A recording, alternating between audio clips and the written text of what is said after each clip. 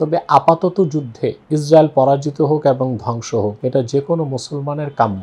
যুদ্ধে ইসরায়েল পরাজিত হয়েছে, যদি সে পরাজিত নাই হতো তাহলে আমেরিকা এখানে ইন্টারফেয়ার করতো না। প্রাচ্য অশান্তির মূলই হচ্ছে ইসরায়েল, এবং পৃথিবীর সকল বিবেকবান, জ্ঞানবান, সামান্যতম জাস্টিস যাদের মধ্যে আছে তারা বলবে যে পৃথিবীর most terror state in the world Israel. পৃথিবীর সবচেয়ে সন্ত্রাসী, সহিংসতা সৃষ্টিকারী এবং অবৈধ একটা রাষ্ট্র হচ্ছে ইসরায়েল। প্রায় 7 দশক যাবৎ ইসরায়েল মধ্যপ্রাচ্যে অশান্তি সৃষ্টি করে আসছে। পাশাপাশি আমরা যদি খেয়াল করি, মতাদর্শের দিক থেকে মধ্যপ্রাচ্যে অশান্তিতে ইরানেরও যথেষ্ট ভূমিকা আছে। তবে আপাতত যুদ্ধে ইসরায়েল পরাজিত হোক এবং ধ্বংস হোক, এটা যে কোনো মুসলমানের কাম্য।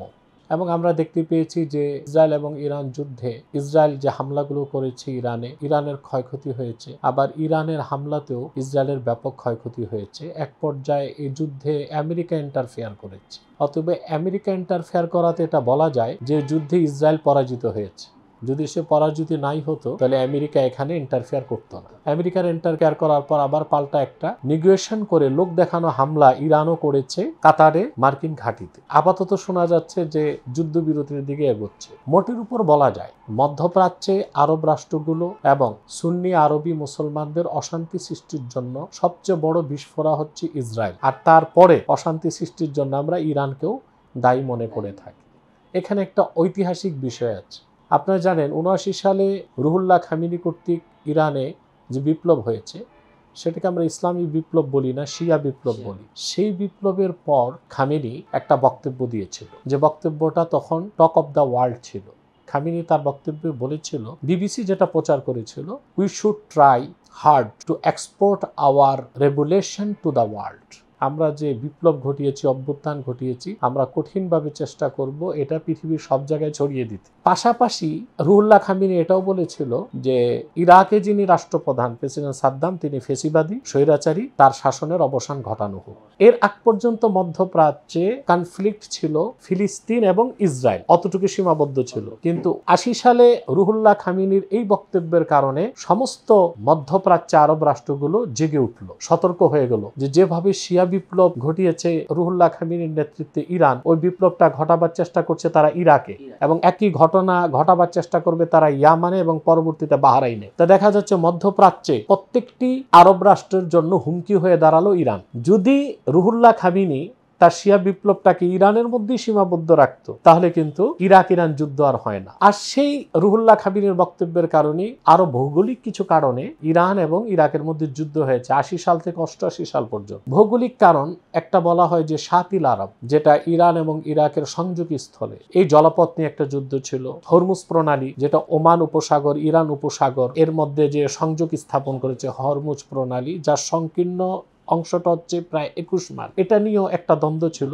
কিন্তু মূল দ্বন্দ্বটা হয়েছে আদর্শিক। সৌদি আরব, বাহরাইন, কাতার সহ মধ্যপ্রাচ্যের আরব রাষ্ট্রগুলো তখন সাদ্দাম হোসেনকে চেয়েছেন যেন তিনি প্রতিষ্ঠিত হন এবং ইরানের এই শিয়া বিপ্লবের হাত থেকে মধ্যপ্রাচ্যকে রক্ষা করতে পারেন। সেই যুদ্ধ চলেছে টানা 8 বছর। পরবর্তীতে জাতিসংঘের একটি প্রচেষ্টার মাধ্যমে এটা যুদ্ধটা বন্ধ হয়ে, কিন্তু প্রেসিডেন্ট সাদ্দাম হোসেন যে ক্ষতিগ্রস্ত হয়েছিলেন, তিনি ক্ষতিপূরণ চেয়েছিলেন আরব রাষ্ট্রগুলোর কাছে। সেই ক্ষতিপূরণ চাইতে যেই তিনি আবার কুয়েতে হামলা করেছেন, যেন কুয়েত থেকে তেলগুলো নিয়ে তিনি তার ক্ষতি ও ঋণটাকে পোষাতে পারেন। তারপর প্রেসিডেন্ট সাদ্দাম হোসেন আগ্রাসীভাবে কুয়েতে হামলা করলো, তখন বাধ্য হয়েই মধ্যপ্রাচ্যের দেশগুলো আমেরিকাকে সিকিউরিটি গার্ড হিসেবে দায়িত্ব দেওয়ার জন্য ডেকে আনলো। আর তখনই আমেরিকা এসে মধ্যপ্রাচ্যে বিভিন্ন জায়গায় ঘাঁটি গেড়েছে। তাই এই কথাটি কি অস্বীকার করা যায় যে মধ্যপ্রাচ্যে অশান্তির মূল ইসরায়েল? আমরা সর্বাবস্থায় তার ধ্বংস কামনা করি, কিন্তু মধ্যপ্রাচ্যে অশান্তি সৃষ্টিতে ইরানেরও ভূমিকা আছে, আর সে আগুনটা ধরিয়ে গেছে রুহুল্লাহ খামিনি। অতএব আমরা ইরানকে সমর্থন করি একটা মাত্রায়, অর্থাৎ ইসরায়েল ধ্বংস হোক, ইসরায়েলের বিরুদ্ধে সে বিজয়ী হোক, কিন্তু কখনোই ইরানের শিয়া বিপ্লব যেন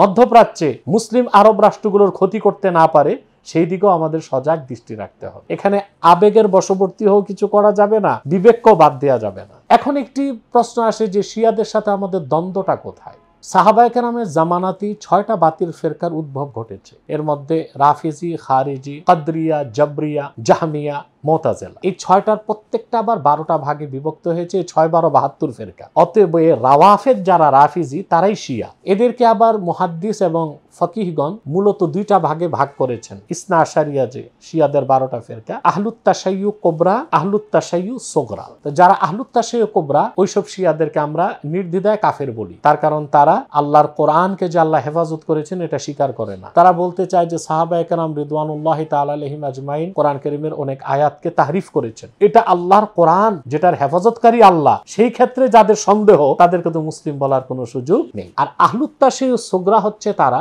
যারা কোরআন হাদিস পুরাপুরি বিশ্বাস করে, শুধুমাত্র 4 খলিফার মধ্যে হযরত আলী রাদিয়াল্লাহু তাআলা আনহুর ফজিলতকে তারা হযরত আবু বকরের উপরে মনে করে, স্থান দেয়। আবু বকর, ওমর, ওসমান রিদওয়ানুল্লাহি তাআলা আলাইহিম আজমাইন ওনাদের উপরে হযরত আলীর ফাওকিয়াত এবং খলিফা হওয়া দরকার ছিল হযরত আলীর। এইরকম আকীদা যারা বিশ্বাস করে তাদেরকে আমরা বেদাতি ও বাতিল ফেরকা বলি। অতএব মধ্যপ্রাচ্যের আরব রাষ্ট্রগুলোর সাথে এবং সারা দুনিয়ার আহলুস সুন্নাহ ওয়াল জামাতের প্রকৃত মুসলিমদের সাথে ইরানের দ্বন্দ্বটা হচ্ছে শিয়াদের আদর্শিক দ্বন্দ্ব। সেজন্য ইরানকে মাত্রাতিরিক্ত সমর্থনেরও সুযোগ নেই। তবে ইরান আর ইসরায়েল যুদ্ধে ইসরায়েল ধ্বংস হোক, এটা আমাদের কামনা, এটা আমরা চাই।